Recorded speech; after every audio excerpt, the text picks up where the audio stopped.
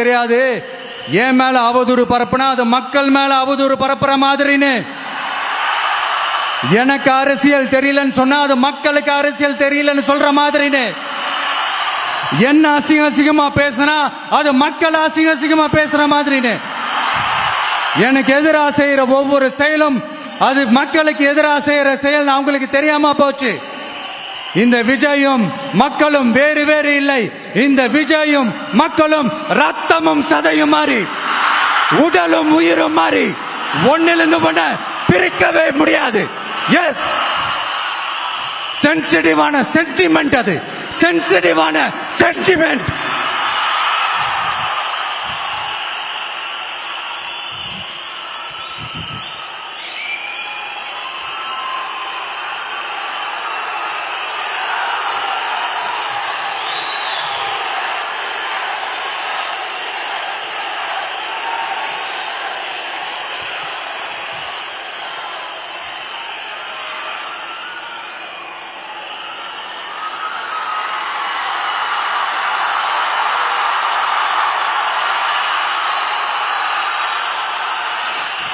நான் சாரி, இதை யாரும் அசைக்க முடியாது. மக்களை நேசிக்கிற விஜய் வேணுமா, மக்கள் விரோத ஆட்சி நடத்துற ஸ்டாலின் சார் வேணுமா? இந்த விஜய் நம்புறீங்களா, ஸ்டாலின் சார் நம்புறீங்களா? Proof, this is the proof.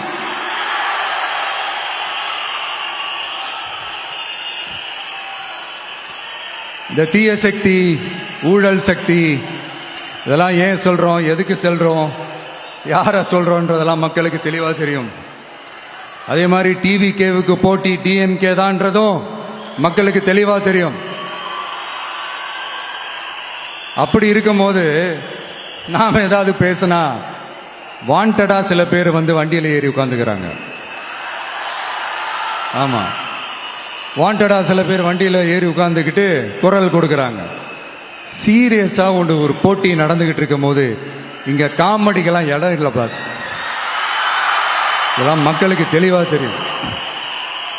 இந்த நேரத்தில் ஒரு சீரியஸ் கேள்விய இன்னைக்கு இருக்கிற மிகப்பெரிய அரசியல்வாதிங்க கிட்ட கேட்கணும்னு நான் நினைக்கிறேன். நீங்க அரசியலுக்கு வர்றதுக்கு முன்னாடி உங்ககிட்ட இருந்த சொத்து எவ்வளோ? அரசியலுக்கு வந்ததுக்கு அப்புறம் இன்னைக்கு உங்ககிட்ட இருக்கிற சொத்து எவ்வளோ? அதை ஓபனா டிக்ளேர் பண்ண முடியுமா? அப்படி வந்த காசெல்லாம் என்னென்ன தொழில் செஞ்சு வந்துச்சு, என்ன வேலை செஞ்சு வந்துச்சு, உண்மையிலே நீங்க உழைச்சி சம்பாதிச்ச காசா, இல்ல ஆட்சி அதிகாரத்துக்கு வந்ததுக்கு அப்புறம் ஆட்டைய போட்ட காசா? இதெல்லாம் ஓபனா டிக்ளேர் பண்ண முடியுமா? இதெல்லாம் நம்ம கேட்டா எல்லா ஊழல்வாதிகளும் ஒன்னா சேர்ந்து நம்ம மேல சேத்தவாரி வீசுவாங்க. அதை பத்தியெல்லாம் நமக்கு கவலை இல்லை. ஏன்னா நாம யாருன்னு மக்களுக்கு நல்லாவே தெரியும். எனக்கு ஒரு புது ஃப்ரெண்ட், புது நண்பர் ஒருத்தர் கிடைச்சிருக்காரு. யார் தெரியுமா? தெரியாதா? முதல்வர் அவர்கள் தான். இப்ப ஒரு நிருபர் ஒருத்தர் கேட்ட கேள்விக்கு எனக்கு எதிரிகள்லாம் யாரும் இல்ல, அவங்க எல்லாருமே எனக்கு நண்பர்கள் தான் அப்படின்னு சொன்னாங்களே. அப்படி நாங்கெல்லாம் உங்களுக்கு நண்பர்கள்னா அப்புறம் ஏன் சார் கரூர் விஷயத்துல ஏன் மேல பழி தூக்கி போட்டீங்க?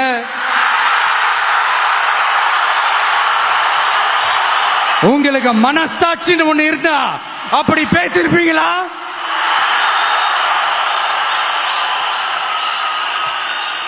அப்படி நாங்களாம் உங்களுக்கு நண்பர்கள்னா ஒரு ஈவென்ட், ஒரு ஃபங்க்ஷன் நடத்துறதுக்கு ஒரு இடமோ ஒரு பர்மிஷனோ ஏன் கொடுக்க மாட்டேன்றீங்க? எல்லாத்தையும் நீங்களே பண்ணிட்டு போற போக்கில் அப்படியே பொய்களா அடிச்சு விட்டுக்கிட்டு இருக்கீங்க. உங்களோட உண்மையான நண்பர்கள் யாருன்னு சொல்லட்டுமா? லஞ்சம், ஊழல், அரசியல் ஆதாயம், இதெல்லாம் தான் உங்களோட உண்மையான நண்பர்கள். பர்சனலா நீங்க எப்படி வேணா இருந்துக்கங்க சார், நமக்கு அதை பத்தி கவலை இல்லை, நமக்கு அது அவசியமும் இல்லை. ஆனா உங்க ஆட்சி தான் தப்பான ஆட்சி, தமிழ்நாட்டுக்கு தேவையில்லாத ஆட்சி. கொஞ்ச நாளைக்கு முன்னாடி கற்பனையா ஒரு விஷயம் ஒண்ணு சொன்னேன். இந்த முதல்வர் கூட விசில் சின்னத்துக்கு தான் வாக்களிப்பாரு அப்படின்ட்டு கற்பனையா ஒண்ணு சொன்னேன். ஆனா இன்னைக்கு நிஜமாவே நமக்கு ஆதரவா ஒரு கோஷத்தை எழுப்பியிருக்கிறாங்க. அது என்ன தெரியுமா? எங்க வாக்கு சாவடி வெற்றி வாக்கு சாவடியா. அதுக்கு அர்த்தம் என்ன தெரியுமா? எங்க வாக்கு சாவடி விஜய் வாக்கு சாவடின்னு அர்த்தம்.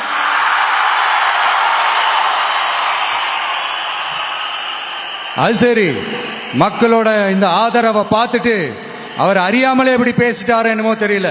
50 வருஷம் எக்ஸ்பீரியன்ஸ் அரசியல்ல, உண்மை என்னன்னு ஒத்துக்கிட்டு தானே ஆகணும்.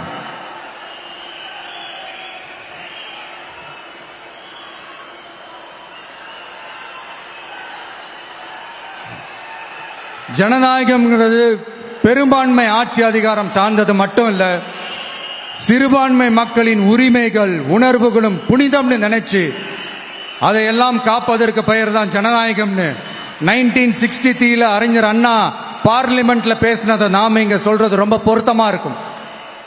அறிஞர் அண்ணா சொன்னதுதான் டிவிகேவோட நிலைப்பாடும். இந்த ஸ்டாண்ட்ல நாம 100% உறுதியா இருப்போம். யாருக்காகவும் எதுக்காகவும் இதுல சமரசமே கிடையாது. மதச்சார்பற்ற சமூக நீதி தன்மை தான் நம்ம அடிப்படை கொள்கைகள் ஒண்ணு. அதுல எந்த மாற்றமும் எப்பவும் கிடையாது. ஆனா இதெல்லாம் மறந்துட்டு எப்படியாவது எதையாவது செஞ்சு ஓட்டு வாங்குறதுக்காகவே இங்க சில பேர் இருக்கிறாங்க. அவங்கள மாதிரி நமக்கு அப்படி சில பிரச்சனைகள்ல எரியற நெருப்புல எண்ணெய ஊத்துற எண்ணமே இல்ல.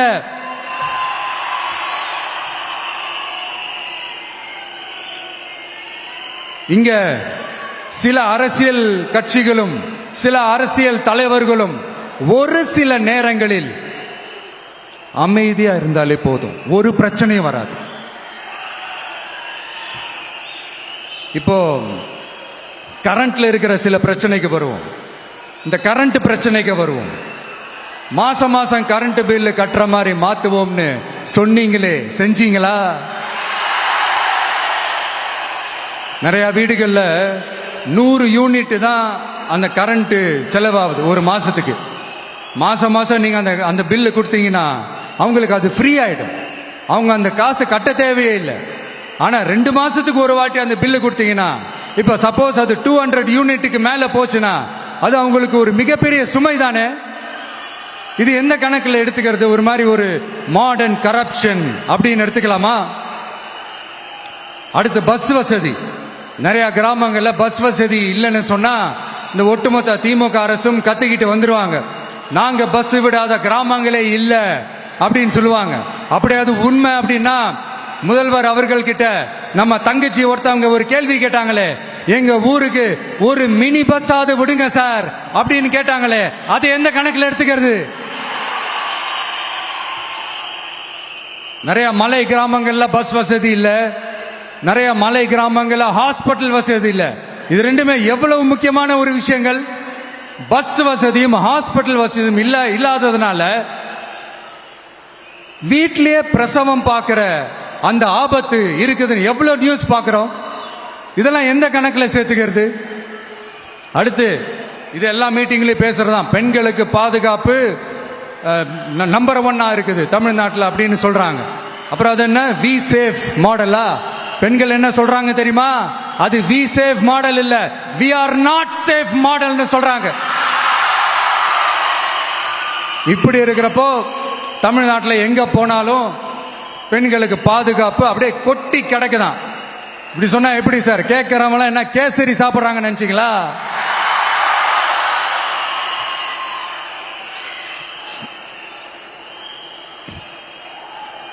அடுத்து இந்த சட்டம் ஒழுங்கு, அது காணாம போய் ரொம்ப நாள் ஆச்சு. இவன் வேற, இந்த விஜய் வேற, எங்க போனாலும் இந்த மக்கள் கிட்ட இந்த சட்டம் ஒழுங்கை பத்தி பேசி ஞாபகப்படுத்திக்கிட்டே இருக்கான்னு முதல்வர் அவர்கள் அவங்க கூட இருக்கிறவங்க கிட்ட எல்லாம் சங்கடப்பட்டாராம். நாம் என்ன பண்றது? நாம தான் தமிழ்நாட்டோட விசில் ப்ளோயர் ஆச்சே. நாம எப்படி சைலண்டா இருக்க முடியும்?